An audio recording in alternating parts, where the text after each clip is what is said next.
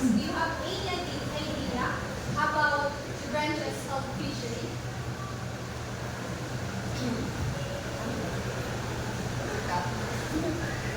So, one of the branches of fishery that I know is fish culture. So, ano yung fish culture? Okay. So, fish culture is kind of, actually, ang topic ko ay kanina, no? So, during my presentation, ay nabanggit ko yung fish culture or the terminologies that we use in fish culture. So fish culture from the word itself, in culture yung fish, including the terminology of it. So, yeah, that is. Thank you, Mr. Ramos. So, before we proceed to our lesson, I will going to discuss the learning objective of this lesson. So, at the end of this lesson, the learner should be able to first identify the three branches of fishery, which is the fish culture, fish capture, and fish preservation. And also differentiate the branches based on their purposes and methods. And lastly, appreciate the importance of each branch in food security and livelihood. So, meron po akong ipapakita mga pictures from this slide po, and you will going to identify if saan po siya naka-include or nakasama na branches. So, sa tingin niyo po, saan nakasama yung Fish capture. anyone? Sino po yung nagsasabi na ito po ay included sa fish culture? Please raise your hand po. How about sa fish capture? Anyone from this class? Capture. So, yung picture na po ito is fish culture. Because they are raising the fish po or nag-breed po tayo ng fish. Hindi naman po tayo nagka-capture na or nanghuli ng isda.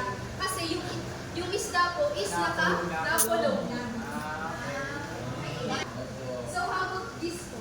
Fish capture. Okay, that's a fish capture kasi siya kinakatch yung fish from the sea. Ano po? Drying. So, ano pong branches? Fish culture. Are you sure? Ako na fish culture na fish capture. So, sa na fish preservation. Okay. Actually. Yes, that's correct po kasi yung fish preservation is a way of preventing the fish na mag-spoilage. And removing the moisture. Yes, that's correct. So, the three branches of fishery is the first fish culture, fish capture, and lastly the fish preservation. So, I will call now Teacher Luis and Teacher AJ. They will be discussing the fish culture and the three major phases of the fish culture. So, dapat po makinig po kayo, okay? Yes, ma'am, madam. Morning. Good morning. Fish culture is an art and science of raising, rearing, and propagating fish and other aquatic products under control or semi-controlled environment.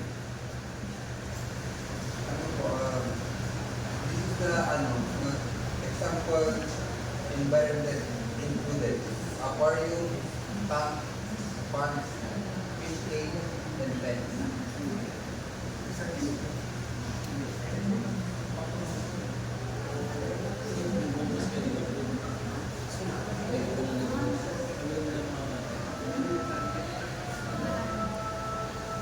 Three major phases of fish culture. Fish propagation, natural or artificial method, are promoting, enhancing the production and survival of fish. And the number two is fish cultivation, raising of fish and other aquatic products from very young stage, like fry and figured. The number three is the fish conservation, public control and various maintenance of the various fisheries where fish and other fishery products are consumed. So the fish cultivation is focuses on raising of fish and other aquatic products from very young stage like fry and finger. And fish conservation, this includes public control and various maintenance of various fisheries where fish and other fisheries products are realized. So, katulad nga po sinabi nila, Teacher EJ and Teacher Luis, yung fish culture po, ito po yung art and science of raising or rearing and propagating fish and other aquatic resources under controlled or semi-controlled environment. So, kapag sinabi po natin na under control, gumagamit po tayo ng different technology para po makapag-breed po ng fish or other fish aquatic products po. Pag semi-controlled naman po, parang nasa local area po siya, like sa Lake Bato po or Lake Huli, which is nasa controlled area po siya na nasa freshwater pa din po siya. So, yung three major phases po ng fish culture is first is yung fish propagation, which is the natural or artificial method of promoting or enhancing the reproduction and survival of the fish. While yung sa fish cultivation naman po, dito po nangyayari na pagkapag finger pinsap po or maliit pa lang po yung fish is nag-breed na po para mas namarami pa po yung aquatic resources na mapagkukunan po natin. So, next po is fish capture. Rule or principle of capturing, operating methods of fish and carried out distinct means of with some regularity. So, sa tingin niyo po, ano yung fish capture based on your own opinion? Miss Bautista, do you have any idea kung ano po yung fish capture? I think po this is the method of capturing the fish po in the ocean or in the sea. Yes, that's correct po. Katulad po na sa nakikita natin na image, yung mga isda po is pupunta ng dagat para po manghuli ng isda. And also po may mga other boats po or yung mga lalaking bangka po na naghuhuli ng isda sa pangmaramihan po. So, next slide. This will go by Miss Ulides.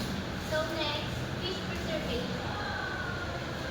Any operation that can prevent or inhibit the natural process of breakdown or decomposition in living fish. So fish preservation is used to prevent spoilage of fish. And also, para matagal din masira ang isda.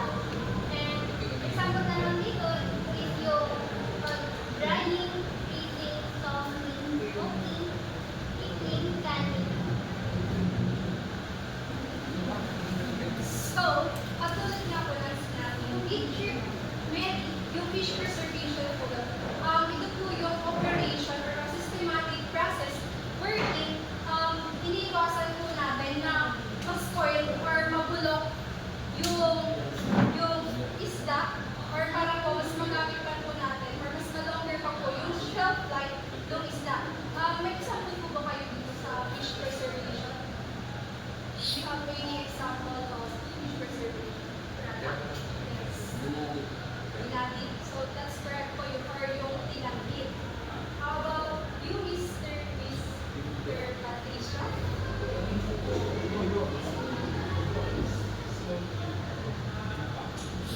Okay, so tilapia daw po. How about you, Mr. Nish?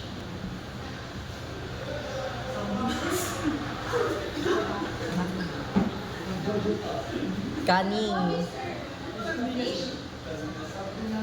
Yes, that's correct po kasi yung fish preservation is napapahaba po na yung shelf life ng isda or yung sardinas po.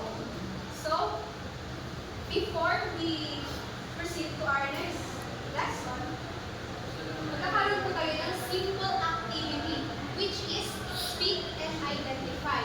So, you will going to pick a paper, then you will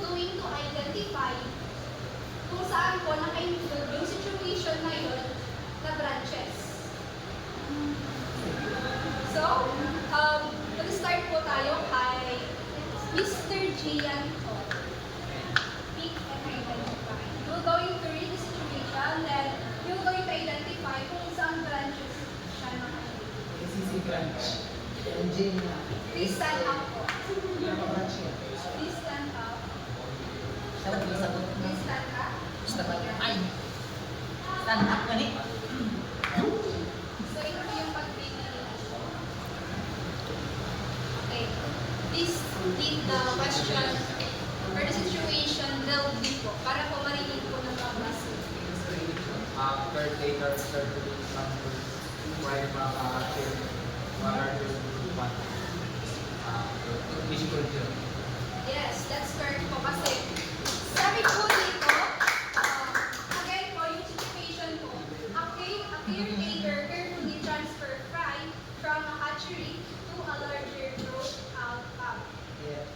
So, Mr. Ramos, keep and identify. Cheers. Okay.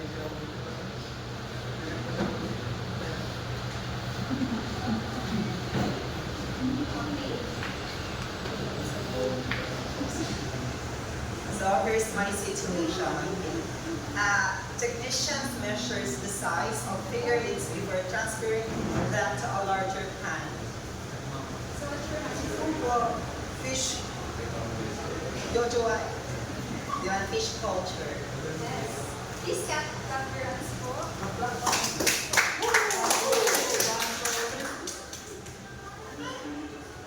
Mr. Patrick, ano ikaw na magbabasa or ako na? Ako na daw. Workers place newly caught fish into insulated containers filled with crushed ice.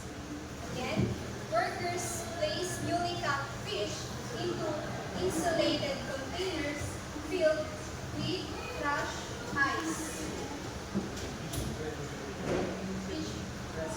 So that's correct.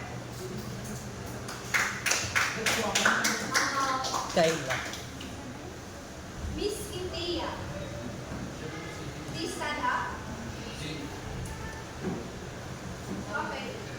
A vendor hangs fish inside a smoking chamber for several hours. Got your class. So, thank you for participating po. So before we proceed to our next lesson, magkakaroon na po ko ng simple question about kung ano po yung pagkakaiba ng different branches from each other. Mr. Ramos, would you like to express your ideas? So I think the difference between those three branches. So when we take fish culture from the word itself culture, so it talks about the culture itself of the fish. Well, the fish culture from the word itself again, capture, capture ng mga tatlong fish from the lakes or in the ocean. Fish preservation naman, preserve dito yung fish in a different kind of preservation. For example, smoking, briny, or yung tinatawag natin tilapia, is a kind of preservation. So sabi nga ni Mr. John Gilisho, an example of it is yung sardines kasi preserve ito yung fish sa loob naman. Yeah, that's it. So, that concludes to our lesson. Let's go now. Teacher Lursano.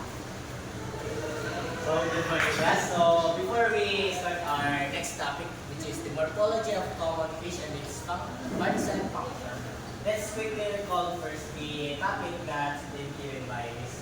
Raven Shadili 100%. So, can anybody tell me the three parts of the three branches of fish? So, madali lang naman to. So, it is called name the part of the fish. So, I will put a fish diagram in here, and then your task is to organize the label strips, and then I will do it. award. Paano? Okay. Tapos. So, ang gawin nyo po is, bibigyan ko po kayo ng strips, which is the Lego strips, and your task is to organize the strips in the picture box. So, let's start. So, who wants to go first po? Galing. Let's start. Po. Ay, sana ako nakatun na.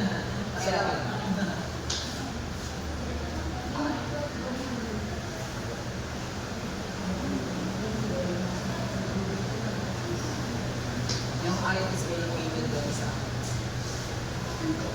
ako nga sa nos.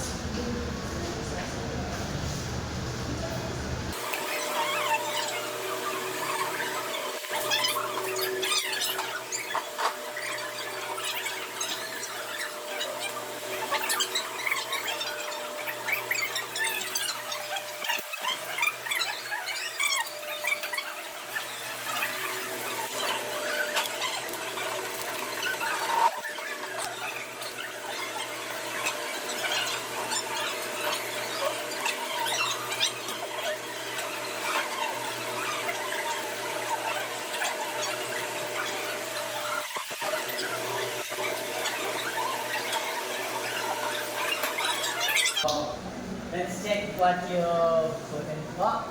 So, let's first.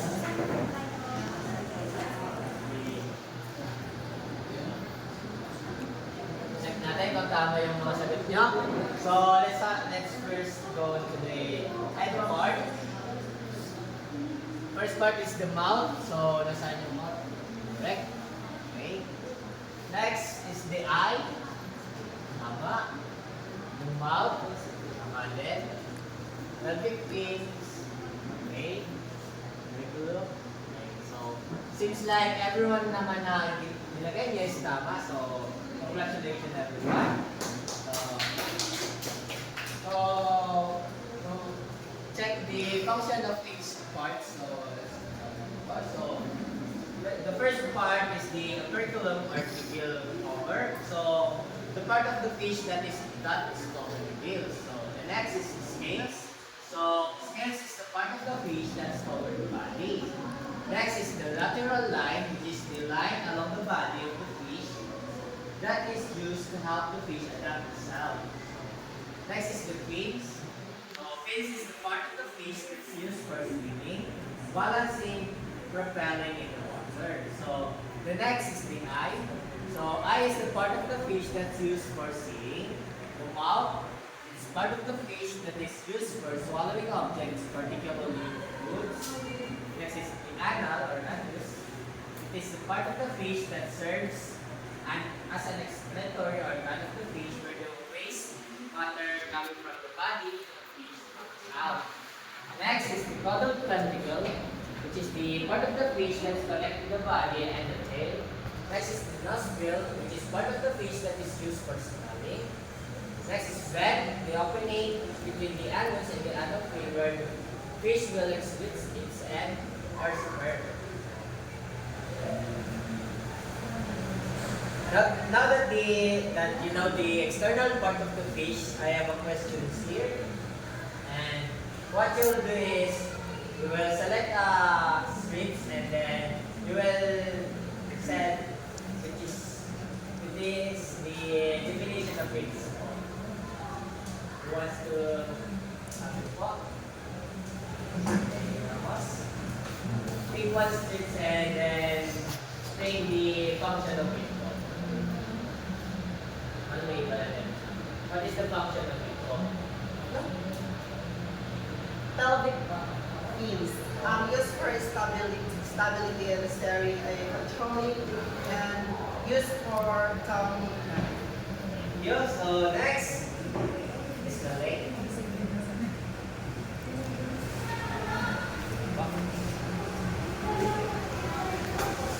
Anal fin. Provide stability and maritime rolling. Thank you. Next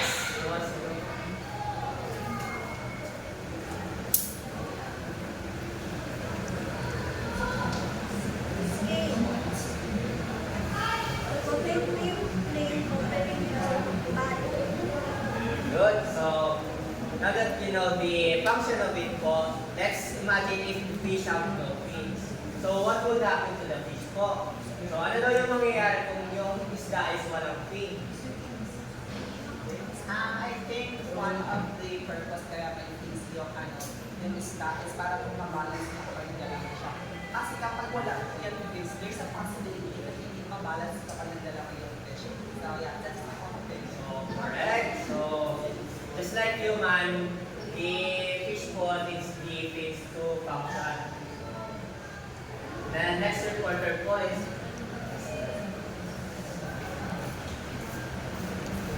So next, the last topic is all about internal parts of their function. So internal parts of fish of their function is fin, spine. The primary structural framework upon which the fish body is built is connected skull of the front of fish and tail and rear. The squid is made of numerous vertebrae which are hollow and which protect and delicate spinal cord. So, who can share ideas about number 1?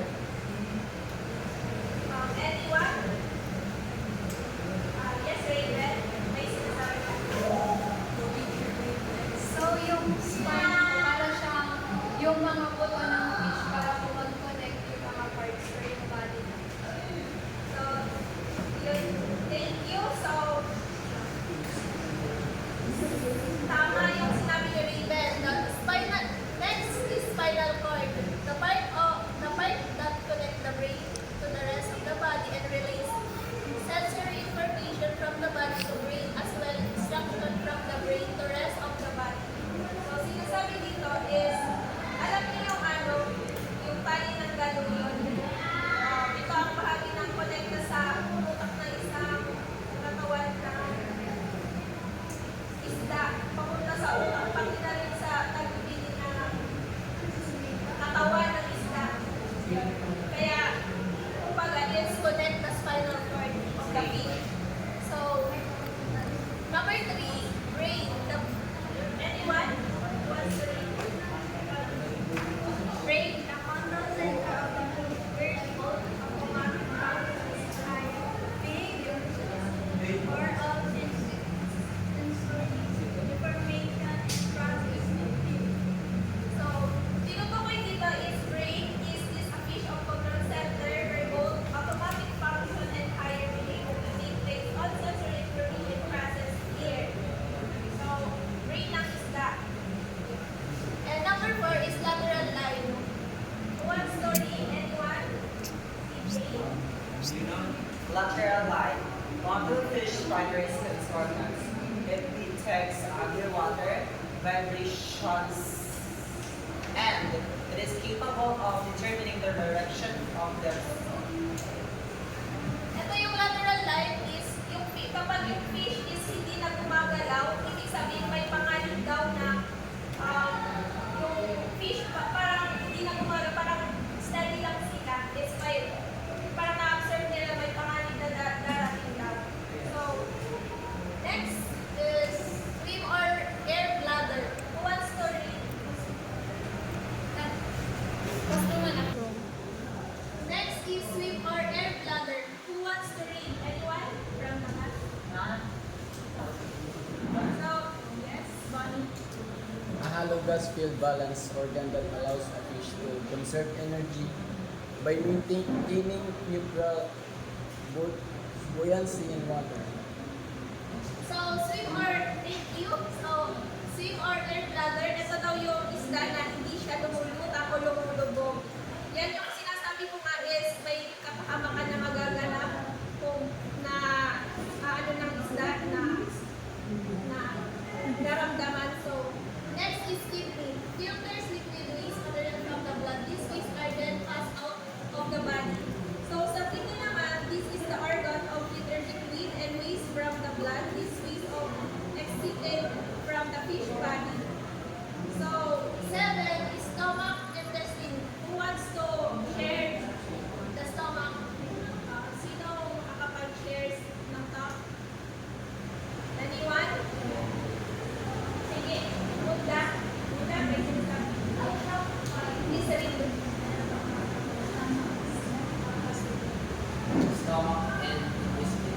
young food and absorb nutrients.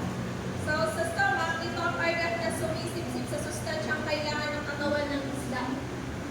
Siyempre, dito na dumadaloy sa stomach and intestines.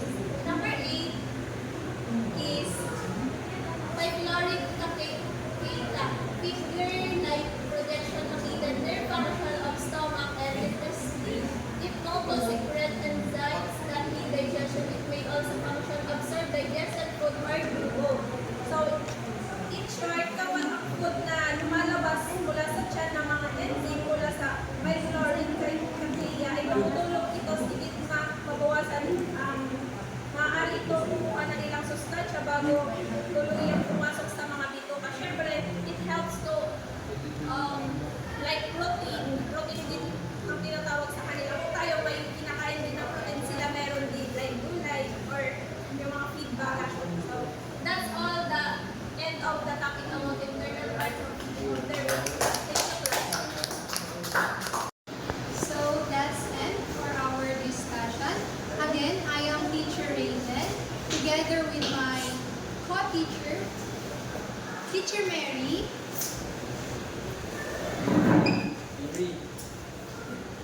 Teacher EJ, Teacher Luis, Teacher Jessa, and Teacher Jane.